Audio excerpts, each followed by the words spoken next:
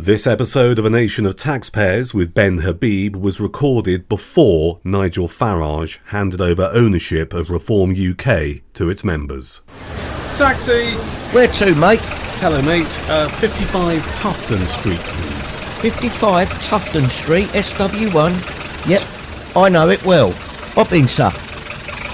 This is A Nation of Taxpayers, a weekly podcast from the Taxpayers Alliance. It is A Nation of Taxpayers. On this episode, I'm your host, Duncan Barkes. As always, thank you for taking the time and the trouble to download this episode on Apple Podcasts or Spotify or listen on YouTube. Joining me this week, we have Elliot Keck from the Taxpayers Alliance. Hello once again, Elliot. Hello, Duncan. It's good to be back after a couple of hard weeks of Always. grassroots campaigning. Grassroots campaigning, making the headlines across the nation, including today the front page of The Sun and the Times newspaper. Yeah, absolutely. Some pretty bonkers research grants that we've identified that The Sun splashed on their front page. In particular, one looking at the way that online dance has changed and research into online dancing and TikTok and various other bizarre things. So value for money for taxpayers, to say the least. A reference for someone who is Generation X, in the words of Ian Jury, what a waste. Yep. So there you are. Elliot, good having you here. And the man who you might have just heard chuckle in the background is Ben Habib, who joins us this week. Hello, Ben. Well, thank you very much for having me on, Duncan. It's an absolute pleasure. And we've got you here in your capacity, I think, because we need to kind of just make it clear. You're here as chairman of Great British PAC, Political Action Committee, but there's so much more we need to talk about on this episode. So firstly, thank you for joining us. And secondly, just a thumbnail sketch, really, for our listeners this week. I made some notes here just to kind of put you in context, but do shout out if you think you're being misrepresented. Yeah. Former Conservative voter. Yeah. I'm guessing a Conservative donor in the past. Correct. Former Brexit Party MEP. The constituency was London. And then spooling ahead a little bit, March 2023, made co-deputy leader of Reform UK, and you left Reform in November of last year, 2024, and now chair of Great British PAC. Correct. Is that a fair assessment? Yeah, roughly. Yeah. There was one slight error. I joined Reform UK in March 23, and I was made its deputy leader in October 23. Understood. Well, thank you for clarifying that. So many things to talk about, really. I've got this issue I want to kick around with you on this particular episode about whether or not it's possible to reunite the right in this country. But I think there's some other stuff we need to talk about first off. And let's just get a little bit of background to your political journey. Why politics in the first place? Why politics in the first place? Well, you could sit at home just going, that's rubbish. Oh, I'm just going to go down the pub. So why? Why politics? So I was politically sort of aware, but very much a family man trying to make money, put my children through school and all of that sort of thing when 2016 came around. And I was Eurosceptic by nature. I run a small business, so I kind of look at large authoritative bodies with a, quizzical, suspicious eye. And I was a Eurosceptic. But the thing that really got my antenna going and the sort of balloon went up for the first time was when Mark Carney and George Osborne, but Mark Carney in particular, was talking about all the ills that would befall the United Kingdom if we simply voted to leave. And as a businessman, I knew that the vote in itself was really meaningless, because after that would come a long period of negotiations and we wouldn't know what our relationship was. So how could it be so damaging simply to make a decision to leave? And he put aside, you might recall, Duncan, £250 billion in case there was a run on the banks. And then George Osborne obviously famously said there would be a deep and protracted recession. 1 million people would lose their jobs. 75,000 people in the city would lose their jobs. And I thought, this is all nonsense. And there's something wrong with what's going on with our politics. And then, of course, we voted to leave. Theresa May came in. She said all the right things. That's maiden speech she made on the steps of Downing Street I thought was brilliant, because she understood it was just about managing, which is working class and middle classes across the United Kingdom. It was a broken capitalist system that needed fixing, and no deal, nothing's agreed till everything's agreed. A bad deal is better than no deal is better than a bad deal. All that kind of stuff, and I retreated. Having written furious letters during the referendum campaign to the FT and Telegraph, I retreated back to where I was. And then someone invited me to become a donor of the Conservative Party, which I became in 2018, and it afforded me the ability to meet Michael Gove over lunch. And I asked Michael Gove what his backup plan was if we didn't get a good deal. This was when Chequers was floating around as a possible solution. And he said, there's no need to have a backup plan. We're going to get a good deal. And another balloon went up in my head. And I thought, well, these guys aren't serious. Yeah. Because, again, coming from it with a business perspective, you've got to have a genuine backup plan, which the opposition know you can implement. Yeah. And so if they weren't even planning for it. And then we watched Theresa May's collapse, and then someone said, do you want to meet Nigel Farage? He's setting up the Brexit Party. And then after that, I've been on a journey of discovery. I haven't been on any kind of political journey because I've always been on this side of the equation. But I've progressively become aware of how damaged our constitutional, political, cultural, economic fabric has become. And the more I've learnt, the more I've seen, the more I've been compelled to stay on the battlefield and not to leave until we've saved the United Kingdom. So is it fair to call you, with respect, an accidental politician? Absolutely. Yeah. And one reluctant, frankly. Right. If I thought I could go... If the UK was safe... And I could go back to just being me, as I was before 2016, I would do that. Okay. Your first meeting with Nigel Farage, and we've got to talk about reform because it's an obvious thing to kick around when we talk about yourself because you're at the almost at the helm. When you first met him, what did you make of him? So I was very impressed. I mean, I had bought all the mainstream stories that he was far right, xenophobic, probably racist. And when I met him, of course, he's none of those things. And, you know, this is part of that journey of discovery, isn't it? That you realise actually people are misportrayed by mainstream media, that what they say isn't always right. And he's extremely affable, charming individual who had a good grasp of the detail, I thought, of, why we should leave the European Union and so on. And so I was very impressed by Nigel. So you went on the journey with the Brexit Party and then with reform. What was it like being an MEP in the Brexit Party? So, I mean, for me... I was not at all enamoured by Strasbourg or Brussels. I did all the Strasbourg trips because you got a rap on your knuckles if you didn't. I hardly ever went to Brussels. And I used it really as a platform to campaign here in the United Kingdom for our leaving the EU. And whenever we were in Strasbourg, we made ourselves a nuisance. Yes. You know, we were the largest political party. And they did something really stupid. They put us at the back of the hemicycle, as they call it, at the back on the right-hand side. I suppose that's appropriate. At the back on the right. And all together. So we could really cause a lot of hullabaloo. And we did, as you might recall. It was really good fun. Yeah, it was good. And I mean, just going back a little bit to 2016 and the EU referendum, we did an episode a few weeks ago with Defund the BBC, where we talked about BBC bias at great length.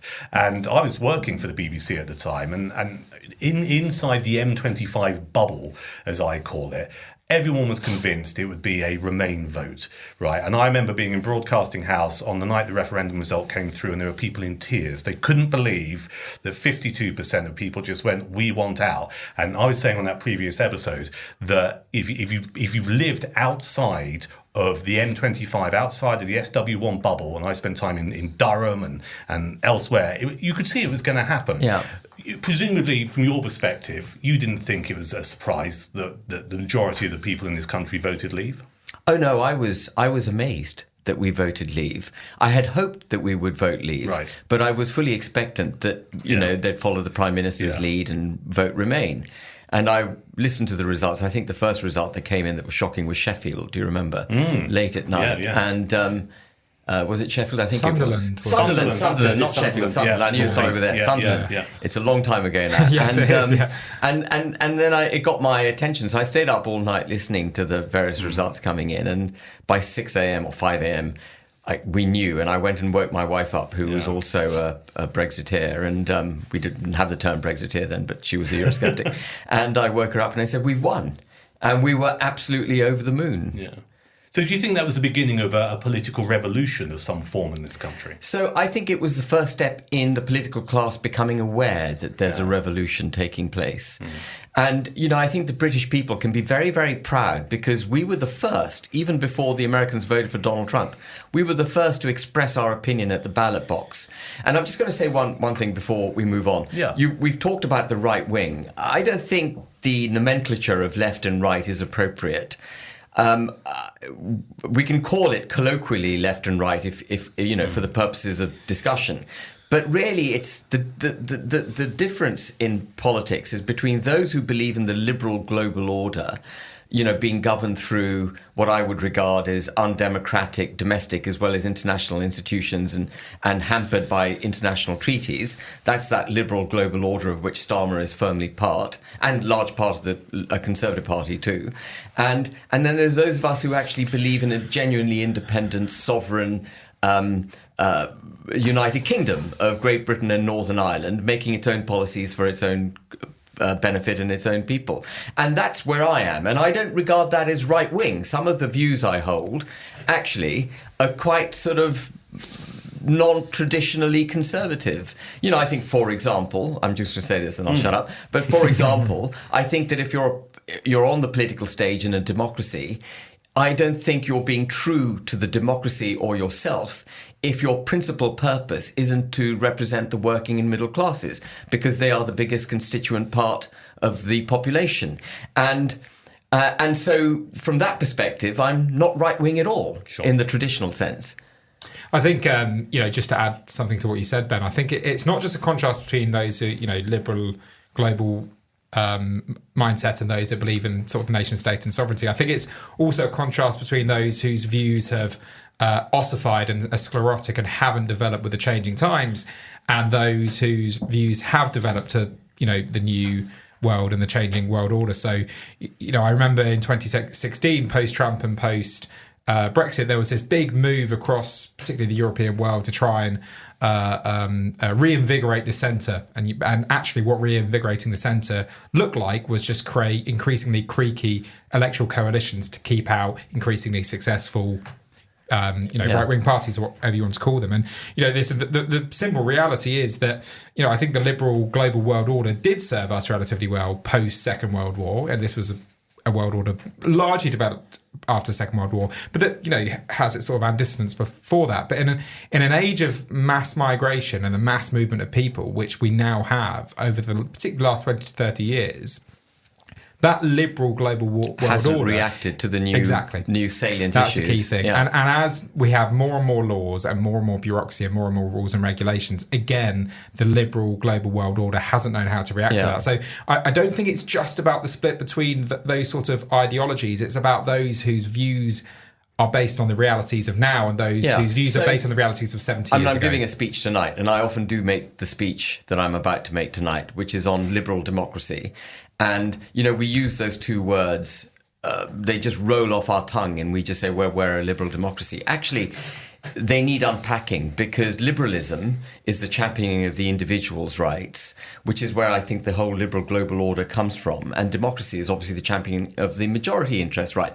And part of defining what it is that is the majority interest is first defining that which is the organism, the entity, which defines your unit of democracy, in our case, the United Kingdom of Great Britain and Northern Ireland. And what we've had, I completely agree with you, Elliot. Post-World War II, it served us extremely well. We needed less muscular nation statehood, more cooperation on the international stage, so we didn't have another World War II, another World War. But what's happened is liberalism is out of control. And in the pursuit of the championing of individual rights, we've actually shut down free speech. We've shut down majority interest. Yeah. And once you shut down majority interest, you are saying goodbye to nation states. Yeah. Are you with me? Absolutely. Because, liberal democracy works when everybody in a democracy broadly shares a culture, broadly shares a philosophy. They may disagree on some of those issues, but broadly there's... Absolutely. But when you suddenly have the vast sort of diversity that we now see, and that diversity more looks like a ghettoisation, suddenly those two things don't go together. You're absolutely spot on. The salient issue has dramatically changed, and our political class and our political philosophy, if you like, of those who govern us, hasn't moved with it. That's it, I think. Yeah. Let's talk about reform for a bit before we focus on the Great British Political Action Committee. We record these podcasts normally on a Tuesday afternoon. They get released on a Thursday. A lot of people listen at the tail end of the week and over the weekend. Latest YouGov poll out today has Reform on 27%, Labour on 25%, the Conservatives on 21%. You quit Reform the tail end of last year. Do you regret that at all? No, not at all. I mean, I am first and foremost, I mean, the word can be misinterpreted, but I'm going to use the word nevertheless. I'm first and foremost an ideological patriot. And the pursuit of power for the sake of having power, which is often justified by a sort of comment such as this, which, if you don't get into power, you can't actually do anything. Mm. But the pursuit of power at the expense, I think, particularly now where the country finds itself, of ideological, a firm ideology, a political, philosophical framework which is robust and correct and needed for the nation. If you're rushing for power and you're gaining power at the expense of that framework, that philosophy, that ideology, then in my view, there's no point having power. What would it take for you to return to reform? Well, the first critical step is that they have to democratise the party. And that was really my bugbear. I wouldn't have joined Reform if I thought Nigel Farage was coming back into politics. And the reason I say that is because when Richard Tice was courting me to join Reform, I did say to him repeatedly, Nigel needs to give up his shares in the company. Viewers or listeners probably know that it's a limited liability company, 15 shares, 9 of which are owned by Nigel, which makes him de facto owner and controller. And Nigel refused to give up his shares in late 2022, early 2023. And in the end, I got a letter of comfort from Richard Tice, which set out various things, that Brexit wasn't done, that we'd fight for Northern Ireland, that we would do no deals with the Tories, but that we would also run the party on a consensual basis. And I satisfied myself that the letter was adequate because I had reached the conclusion Nigel wanted to make money at GB News and whatnot and wasn't going to come back in. So we'd be able to run the party in a democratic way, even though he owned the shares. And of course, when Nigel came back, when he appointed himself leader on the 3rd of June this year, that letter ceased to have any effect. And the requirement for democratization of the party became, absolutely crucial. And that remains the case. And the draft constitution that Nigel and Zaire have put forward is a constitution, frankly, I rejected 2 years ago when Richard first showed it to me. They've changed it a little bit from the one I saw 2 years ago, but it doesn't democratise the party. In fact, it puts Nigel in an unassailable position.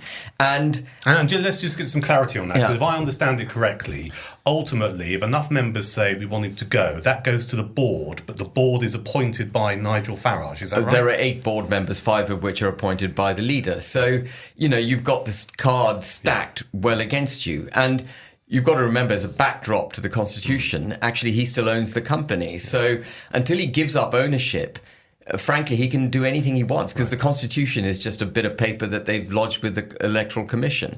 So they're really fundamental. That's a fundamental issue for me. I don't think you can make the case for the people of this country directing its politicians and bang the drum for democracy at a national level if you don't trust your own members to direct the leadership of reform.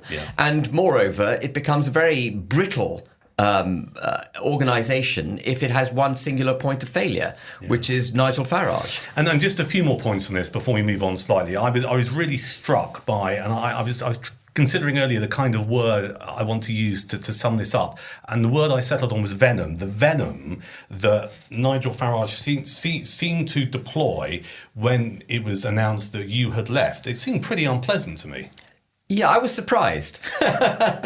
He called me bitter and twisted.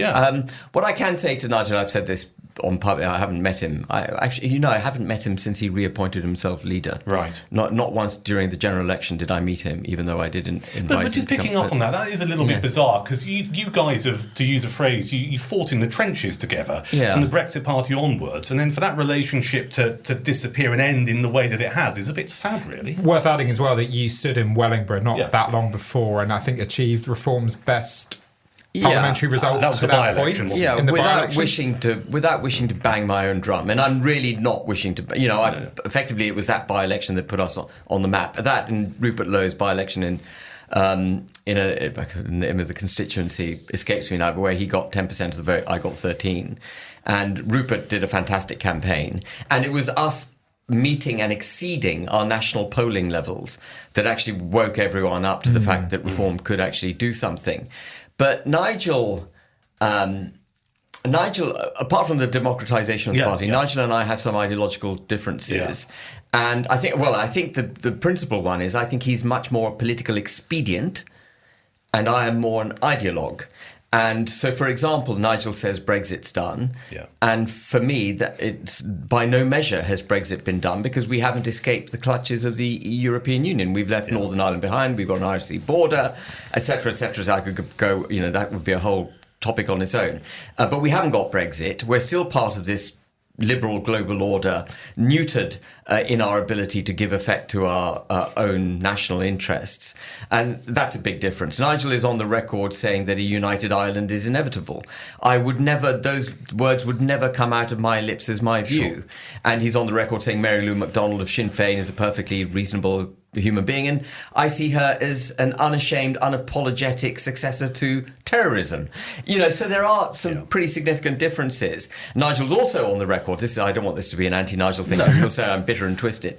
But Nigel's also on the record saying he's not worried about the rate of demographic change in the country. He's worried about the cultural change. But, they're two sides of the same coin. He's not in favour of mass deportation of illegal migrants. I don't see how you can have that view. Anyone in this country who's entered it illegally is a criminal. They should be detained and deported. If we can't understand that, we're going to have a devil's own job putting the country's situation straight. I suppose, this is one of the most fascinating sort of divisions in politics between the pragmatists, the expedients, and the ideologues, right? And, you look particularly the last 15 years, a couple of examples really stand out. Jeremy Corbyn was an ideologue, Keir Starmer is an expedient. Keir Starmer did gain the power. He gained the 414-seat majority. Corbyn led his party to the worst election defeat it had for a century. But what has Keir Starmer done with that majority? He's done absolutely diddly squat. And you could look at another example. You could say that, Boris Johnson achieved that historic victory. But again, he didn't really have genuine deep-seated principles, so he did very little with it. Yeah. Liz Truss, on the other hand, you might argue is an ideologue, but then crashed and burned. So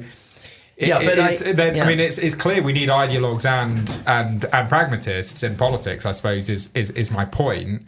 And, if we lean too heavily on one, you end up with a disaster because you have power but no principles, or the vice versa. Well, this is what I would say to anyone who's leaning towards political expediency at this stage of where we are.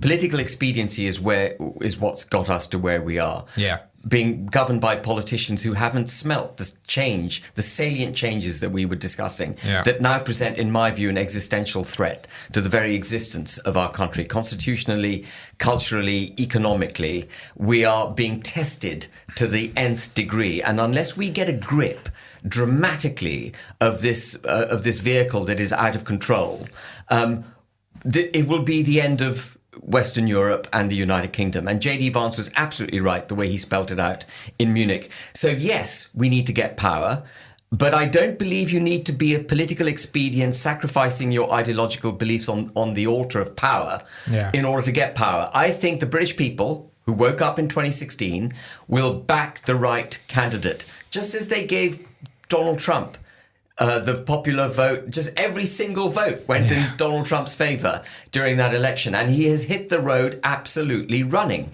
And that's what we need in this country. We need a lion. And if I were to caricature Nigel as an animal, I'd say he's a fox. And he's very clever, he's very cunning, but we need a lion. Which nicely leads us on to Great British PAC, doesn't it, in some ways? So let's talk about this in a bit more detail. Great British PAC, Political Action Committee, something we've seen in action across the Atlantic in the US. Let's talk about why you, because you're chairman, and you've got some pretty chunky names on the advisory board as well. You've got the Chief Executive, Claire Bullivant. You've got Lord Daniel Hannan, Martin Howe, KC, Mark Littlewood, Peter Whittle, just to name a handful. Whose idea was it to begin with? Claire Bullivant's idea. And Claire approached me in December time, and invited me to chair the organisation. Yep. And initially, I didn't really understand what it was, to be frank, Duncan, because, we don't have things like political action committees here. But when she explained it to me that it's not a think tank, it's not a political party, it is an entity which will raise significant sums of money, and it will, in our case, and I think it's crucial, and again, J.D. Vance touched on it, move the centre of gravity of acceptable political discourse to the colloquial right, because at the moment I think our politicians are so hijacked by where the mainstream centre of gravity is. They don't even have the courage to say what's required. They don't even have the courage to diagnose the problem properly, let alone produce the solutions. So the Great British PAC, by assembling people such as those you've just mentioned and others, we want fearless, brave thinkers and articulators who can go on the media, who can write and move that, make it acceptable to talk about the genuine problems facing the country. Okay. So just for... That's our first step. No, I get it. And just for context for our listeners, to A Nation of Taxpayers, it's not a think tank, it's not a political party. Is it a pressure group? It is effectively a pressure group armed with money. Armed with money, and you mentioned the people to go on the media and stuff. So it's not about. So is there a need for activists here? Is it journalists? Is it other politicians? What does it look like? So it is. So the advisory board are the people that you've just cited. The members of the advisory board are the ones you just cited, and we want members of the advisory board who are the best thinkers. The intelligentsia, if you like, I hate the word intelligentsia, but you know what I mean, of the colloquial right wing, who can keep us honest, who can see the problems the country faces, have the ability to define the kinds of answers that we need. And in amongst all of those people, I hope to have, we've got Martin Howe, which is terrific, but also a couple of other people who really understand parliamentary process. Right. Because the other things that we're going to be doing are producing policies, finding candidates who are suitable to be parliamentarians. And the other thing that I've discovered on my journey of over the last few years is that the average individual that goes into politics, without wishing to, denounce anyone, is pretty low caliber. Completely. It's like a bad episode of The Apprentice. So we need really good people coming into it. So we want to take the time to identify these people, properly vet them, and then give them some training in the various issues that are required in order for them to be, Okay, you've explained it brilliantly. I suppose the next question off the back of what you said so far is you identify these people, and I think we can all agree that Parliament is in dire need of good quality people, but who are they going to stand for? I was also just going to say, if you don't like the term intelligentsia, how about Vanguard? Vanguard, good one. Yeah, you can have that. Yeah. Right, but who do these candidates stand for? Is it a Conservative Party? Is it Reform? Is it an independent? So the way we're going to unite the right, we hope, is not by pleading with Nigel and Kemi to come together, or for Kemi to be more right wing, or for Nigel not to sacrifice his ideology on the altar of political expediency. We're going to do it through pressure, by revealing to the nation what's required, by moving the centre of gravity of discourse to the right, producing policies that would give effect to it, making the candidates available, and also drafting legislation. A lot of what we need to do, I'm going to answer your question, but a lot of what we need to do as a country is not reformation. We've had too much reformation, too much a priori changes to the way our country is governed without people really understanding what the long-term consequences are. We need to repeal, which in itself is complex and difficult, but much easier than passing new laws and much less dangerous. Right. If we can go back to where we were roughly in the mid-1990s, I think we'll be in a very good place, before the Human Rights Act, before the independence of the Bank of England, before the establishment of Ofcom, OBR, etc., etc. Understood. And so we're going to do all of that, and we're going to shine a light on Nigel and Kemi, and we're going to make ourselves completely open and available to them like an open code company. And they can take our policies, take our draft legislation, take our candidates, and if they do, And if they or if they produce similar results, they will get our stamp of approval. So this is for the good of the right. And you mentioned earlier that, do we still have right or left in this country? And I'm with you. I think those are outdated terms, but we find ourselves using them because it's easy. It's easy and it's good context to people. But from what you've just said then, you find these brilliant people to be candidates. They're armed with some great policies because you've been working on stuff and you've got the funding, etc. Then what happens? Is it like I'm not saying it's financial, but is there a bidding war between Nigel and Kemi going, I actually want her or I want him? What happens? Well, we will look at the landscape as it presents itself in 2027, 2028. Right. Identify where all the good candidates are. Yeah. And let's say the polls are still showing roughly a three-way split. Yeah. So that, the risk at the moment is that Reform and Tories cancel each other out and Labour get through for a second term. And we will do whatever's necessary to direct the electorate to vote for the best candidate in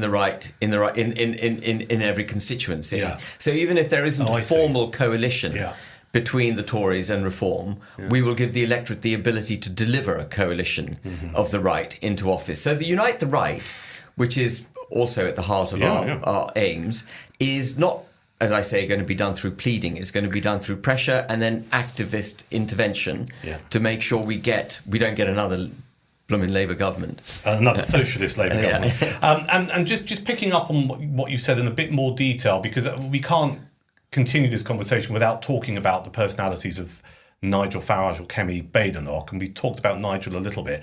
We have seen, in fact, we had Esther McVeigh, the Conservative MP, on this podcast a few weeks ago, who was in favour of an electoral pact between Reform and Conservatives. Is there any mileage in this idea that at some point both parties are going to talk to each other, or is it a case of actually that's for the birds, as Reform's chairman Zia Youssef tweeted earlier? It would be politically ridiculous, I think, for Zia or Nigel, or indeed Kemi, to be talking about a pact at this stage. They would do their own political standing and their party standing damage. Ultimately, Nigel is a deal maker, and an expedient is a deal maker, right? So, but the battle right now isn't actually between Reform and Tories on one side and Labour on the other. The battle right now is between the Tories and Reform to see who can establish the greater negotiating position if and when it comes to doing a pact. And so Nigel is arming himself up as best he can, and Kemi is arming herself up as best she can. And there will undoubtedly, in my view, no matter what each party says, a discussion that will take place in 2017. The best evidence for that, I suppose, would be the big dispute over membership numbers, right? That took place over the last couple of months. Reform really pushing hard just how many members they have, but then the Conservatives, failing to shoot back on that case, but shooting back more recently, perhaps in looking at their parliamentary status, the fact that they do still have 121 MPs, even if that is a significantly diminished presence. In terms then of, I don't know if you're a betting man. If we had a gentleman's handshake here and a tenor, who ultimately do you think will hold all of the cards when it comes to maybe trying to have some kind of deal, an electoral pact between Reform and the Conservatives? Because at the moment, the polling suggests it'll be Reform that's got the whip hand. Yeah, so the challenge that Nigel faces, we all talk about the colloquial duck that looks serene on the surface, but is paddling like mad under the water. And what Reform is, to me at the moment, is a duck that's whacking its wings around and making a hell of a lot of noise on the surface, but actually its paddles aren't moving very effectively under the water. And the challenge that Nigel faces is to create a genuine grassroots movement. Now, what you won't be aware of, but some listeners may know, I'd be surprised if you know, but the grassroots of Reform are in quite a tumult at the moment. A lot of those people who helped Richard and me put the party on the map have been set aside by Reform, by Zia, and they're being replaced often by Tory recruits. And that is causing a lot of disquiet. Yeah. So that's the first challenge. Has he got an army that's going to push leaflets through doors? And that's what you need. And that's what you need. Yeah. And diminished or otherwise, the Conservative Party probably has a better ground game. And also knowledge. one thing you learn when you fight an election is that a lot of campaigning can be done with a telephone. If you have all the telephone numbers of the Tory voters, you just call them up and say, please go and vote. Yeah. Reform doesn't have that infrastructure. Yeah. Yeah. And so it's got to make that infrastructure. So no matter what the polls say, it's got that weakness. And I think the local elections in May are going to be quite revealing. Can Reform perform in the local elections? Kemi's problem is the opposite one. She's got the army to some extent, though it's a diminishing one, but she's still trying, I think, to manage what they call a broad church. And she's still trying to manage the right wing of the Conservative Party with the Liberal Democrats that are in it, and everything in the middle. And personally, if I were Kemi, I would lead out the Liberal Democrats. This is a metaphorical description. I would lead the Liberal Democrats out at dawn, and I would shoot them. And I would declare for the right. Yeah. Because where we started this discussion, the British people are on the right. The British people want this change. The British people are now, they recognise the threat we're facing. They recognised it in 2016. The next election's not going to be one in the middle. No, it's not. And we've seen changes around the world with Italy and Argentina and Canada inside the next few months.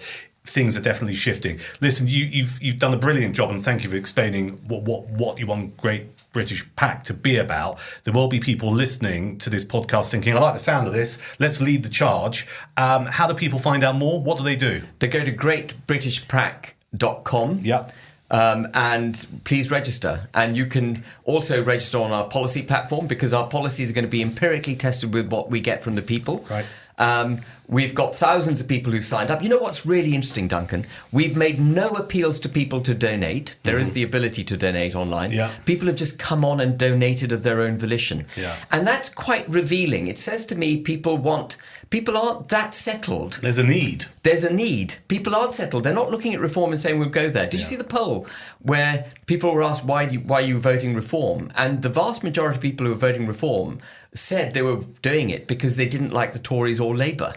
And so I think there's still there's a crying need out there for a genuine saviour. That's why we've got two lions on the front of the Great British PAC logo. And another question, I was looking at your website earlier. It looks like you're going to have an annual conference at some point. So that's an opportunity, presumably, for people who can go and look at the website as well, but also to go along and find out more about you. I think it's to be confirmed, the venue and the dates, etc. Yeah. But just give us a sense of what that conference will be like. What could people see and hear there? So it will be very policy heavy. It won't be a sort of razzmatazz, guess no who's fireworks. back. No fireworks, no M&M or anything like that. It'll be people of the calibre that you you mentioned earlier, of that sort, speaking about where we are and how we're going to deliver this country to safety. Ben Habib, thank you for joining us on The Nation of Taxpayers. Thank you. And Elliot, thank you as well. Listen, if you want to help us out with this podcast, you can do a number of things. You can follow us, like us, and share us on your social media. The podcast is called The Nation of Taxpayers. You find it on Apple Podcasts and Spotify, and also on YouTube as well. And if you want to comment on anything that Ben has said or I've said or any previous episodes, we love getting your emails. The email address is podcast@taxpayersalliance.com. Thank you for listening.